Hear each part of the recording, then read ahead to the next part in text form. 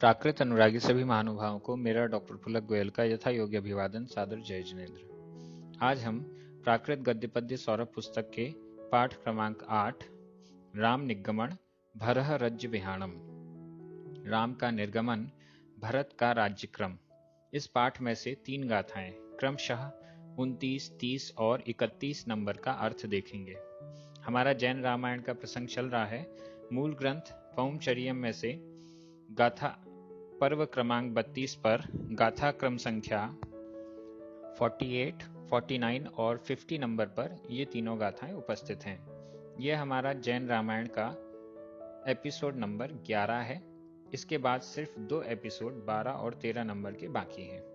ये तीनों गाथाएं बेहद सरल हैं, आपके सामने आ चुकी हैं। हमारी अध्ययन की पद्धति एक एक शब्द का उच्चारण, एक एक शब्द का अर्थ और भावार्थ। अभी तक का जो प्रसंग है उसमें भरत रामचंद्र जी के पास आ चुके हैं और वो उनसे निवेदन कर रहे हैं कि आप राज्य का पालन कीजिए और मैं आपका सेवक बनके आपके चरणों में रहूंगा। इसी बीच उनकी माता कैकई पधारती हैं। फिर क्या प्रसंग होता है, यह सब आज की तीनों गाथाओं में हमें सुनने को मिलेगा। आप सभी ध्यान से देखेंगे, अर्थ बहुत सरल है। चलिए प्रारंभ करते हैं। गाथा क्रमांक 29। उच्चारण। जाव इमो आलावो वट्टई तावम रहेण तुरंती तुरंती तम चेव समुद्देशम समुद्देशम संपत्ता के गई देवी। जाव इमो आलावो वट्टयितावं रहेण तुरंती तम चेव समुद्देशम संपत्ता के गई देवी। बहुत अच्छी गाथा है और अर्थ एकदम सरल है। क्या हुआ? के गई देवी संपत्ता, ये है इस गाथा का मुख्य वाक्य। केकई देवी, केकई कैकई देवी, कैकई देवी संपत्ता संप्राप्त हुई, संपत्ता संप्राप्त हुई। संपत्ता यहाँ पर भूतकालिक कृदंत का अनियमित प्रयोग है। संपत्ता प्राप्त हुई, किसको प्राप्त हुई? समुद्देशम, समुद्देशम।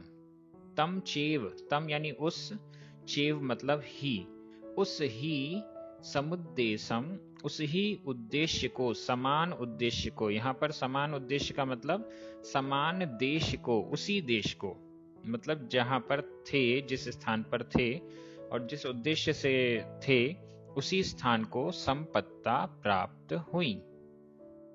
कैसे हुई? ऊपर वाली लाइन में देखेंगे। जाव इमो आलावो वट्टई। जाव जब तक, जाव जब तक, इमो यह, आलावो आलाप, इमो आलावो, इमो यह, आलावो आलाप, जब तक यह आलाप, आलाप मतलब बातचीत, वट्टई हो रही है, जब तक यह बातचीत हो रही है। यहाँ वट्टई वर्तमान काल अन्य पुरुष एक वचन का ई प्रत्यय लगा हुआ है, वट्टई हो रही है। जाव जब तक यह वार्ता हो रही है, जब तक यह बातचीत हो रही है। तावम तब तक यानी उसी समय, जब तक यह कार्य हो रहा है उसी समय। रहेण, रहेण रथ के द्वारा, रहेण रथ के द्वारा। तुरंती, तुरंती यानी शीघ्रता करती हुई। यहाँ तुरंती वर्तमान कृदंत का प्रयोग है। वर्तमान कृदंत का अंत और मान ये 2 प्रत्यय लगते हैं। यहाँ पर आधाना और ता ये अंत प्रत्यय का प्रयोग है।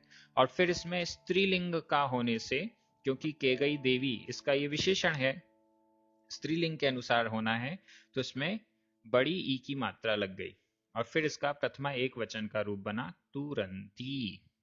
तुरंती का मतलब हुआ शीघ्रता करती हुई। कैकई देवी, कैकई देवी तम चेव समुद्देशम, उस ही समुद्देश को, उस ही प्रदेश को, उसी स्थान को संपत्ता प्राप्त हुई। एकदम इजी है। जब यह सब वार्ता चल रही थी, हाँ यहाँ भी देखिए वट्टई शब्द वैसे तो वर्तमान काल है, इसका अर्थ होता है हो रहा है या होता है ऐसा अर्थ, लेकिन जाव और तावम जब तक और तब या उसी समय, इन दो शब्दों के कारण इसका अर्थ हम कैसा लगा देंगे, जब तक यह आलाप हो रहा था।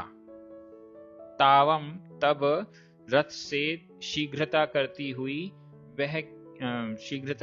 केकई देवी उस ही उद्देश्य यानी उसी स्थान को संपत्ता प्राप्त हुई। बहुत सरल गाथा है, आपको समझ में आ गई होगी।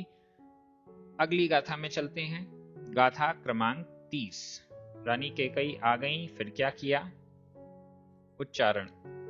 ओ यरिय रहवराओ पौमम आलिंगी ऊण रोवंती संभासेयी कमेणम सीयासह्यं च सौमित्तिम। ओ यरिय रहवराओ पौमं आलिंगी ऊण रोवंती संभासेयिकमेणं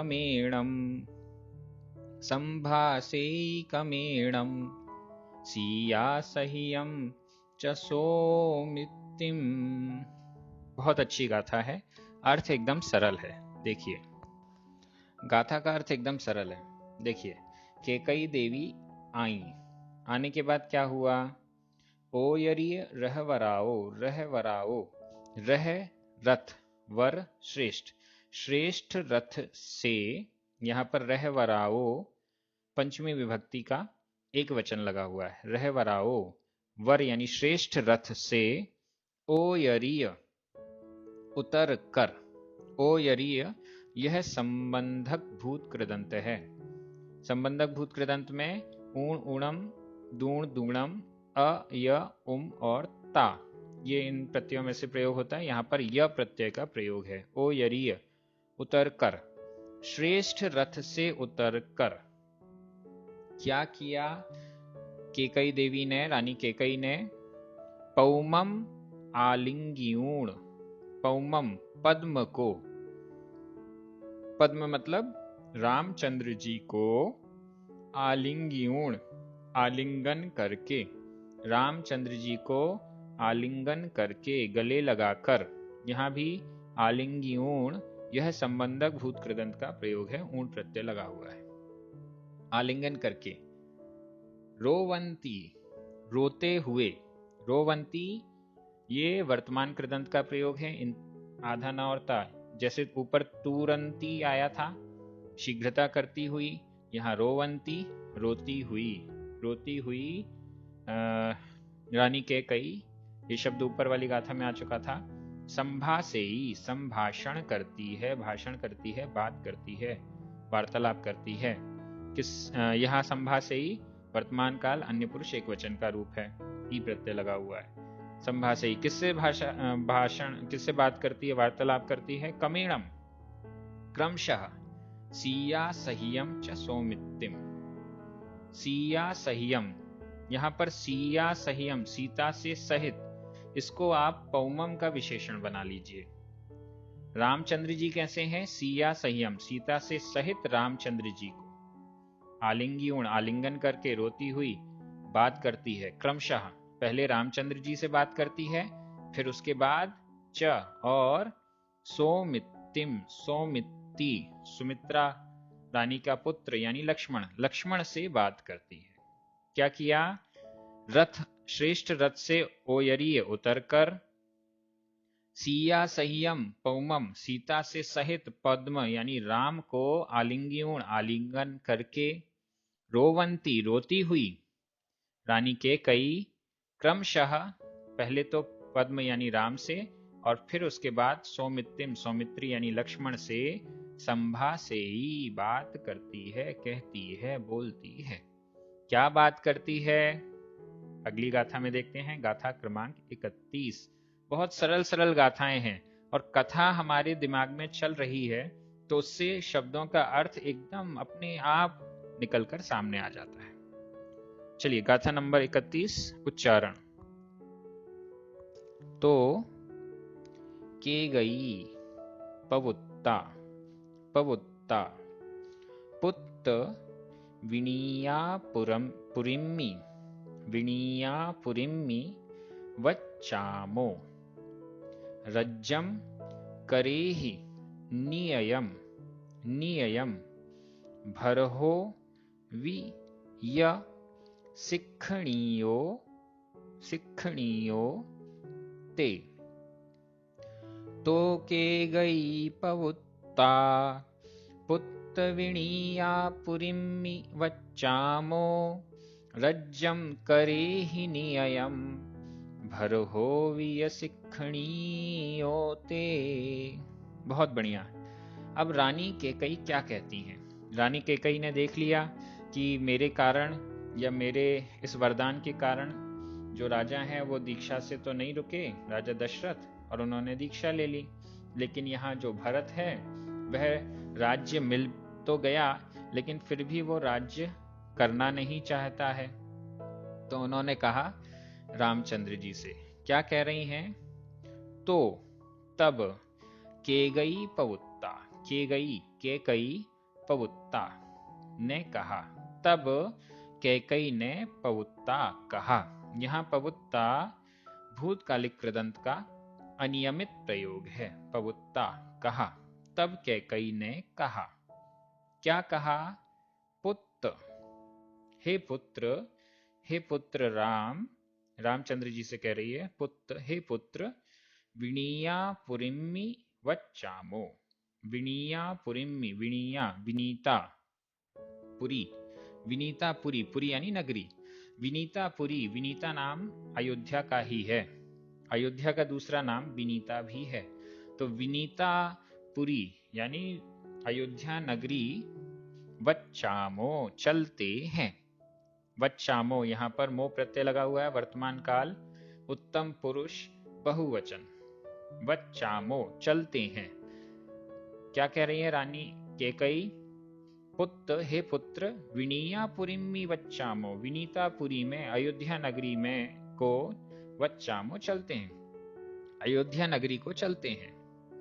रज्जम करे ही निययम, निययम निज, निययम यहाँ पर नियय, एक या जो लगा है वो स्वार्थिक प्रत्यय है। तो निययम निज रज्जम राज्य करे ही, करो, अपना राज्य करे ही, करो। करे ही यहाँ पर विधि एवं आज्ञा का मध्यम पुरुष एक वचन का ही प्रत्यय लगा हुआ है। करे ही, करो। हे पुत्र, नियम रज्जम करे ही, निज राज्य को, अपने राज्य को करो, मतलब अपना राज्य का कार्य, अपने राज्य का पालन करो। भरहो वीय सिक्खणीयो ते। कितने शॉर्ट शॉर्ट सेंटेंस बोल रही है। पहला सेंटेंस बोला विनीयापुरिम्मि वच्चामो, विनीतापुरी में, अयोध्या नगरी में चलते हैं। दूसरा सेंटेंस बोला नियम रज्जम करे ही, निज राज्य करो, अपना राज्य का पालन करो। और तीसरा सेंटेंस है भरहोवीय सिक्खणीयो ते, ते तुम्हारे द्वारा, ते तुम्हारे द्वारा, भरहोवी, भरहो भरह भरत, वी भी, य और ते तुम्हारे द्वारा, भरहोवी भरत भी, सिक्खणीयो शिक्षा के योग्य है, सिखाया जाना चाहिए। सिक्खणीयो, सिक्खणीयो का अर्थ हुआ सिखाया जाना चाहिए, शिक्षा दी जानी चाहिए। यहाँ पर सिक्खणीयो णीय प्रत्यय लगा हुआ है जो कि विधि कृदंत का रूप है। विधि कृदंत में अव, दव, यव, तव और णीय ये प्रत्यय प्रयोग में आते हैं। तो सिक्खणीयो शिक्षा के योग्य है, शिक्षा दी जानी चाहिए। भरहो भरत, भरत को शिक्षा दी जानी चाहिए, भरत को सिखाया जाना चाहिए। इसलिए सिक्खणीयो शब्द जो है वो भरहो का विशेषण के रूप में है। भरत को शिक्षा दी जानी चाहिए, तो भरत के अनुसार ही इसमें सिक्खणीयो प्रथमा का बहुवचन का प्रयोग है। कितना सरल हुआ। तब कैकई ने कहा, हे पुत्र, विनीतापुरी यानी अयोध्या नगरी वच्चामो चलते हैं। नियम रज्जम करे ही, अपना राज्य करो, अपने राज्य का पालन करो। यह और तुम्हारे द्वारा भरत भी सिखाया जाना चाहिए सिखणियों। इस प्रकार से आज की तीनों गाथाएं हो गई, आज का एपिसोड हो गया। आगे क्या होता है, 2 एपिसोड बाकी हैं। आपको होमवर्क भी दिया गया है, 5 वाक्य हैं, 5 क्वेश्चंस हैं, जिसका आप ABCD में ऑप्शनल आंसर है, जो आप डिस्क्रिप्शन में इसका लिंक है, आप क्लिक करके उसको सॉल्व कर सकते हैं। तुरंत आपको आंसर शीट भी मिल जाएगी। प्राकृत के प्रति लोगों का रुझान बढ़ता जा रहा है। हमारे जो मूल ग्रंथ हैं वो प्राकृत भाषा में लिखे हुए हैं। प्राकृत भाषा और प्राकृत भाषा के ग्रंथ दोनों का अध्ययन इस चैनल पर हो रहा है। आप सभी अपने अपने मित्रों को, रिश्तेदारों को, सभी को प्रेरित कीजिए कि प्राकृत भाषा का अध्ययन हमें करना चाहिए, और इस चैनल को सब्सक्राइब कराकर आप उन्हें यह काम बड़ी सरलता से करा सकते हैं। हमारे जो भी पुण्यार्जक, स्पॉन्सर्स और प्रचारक हैं, सभी का मैं धन्यवाद अर्पित करता हूं। आप सभी पढ़ने वालों को भी बहुत बहुत धन्यवाद। जय जिनेन्द्र।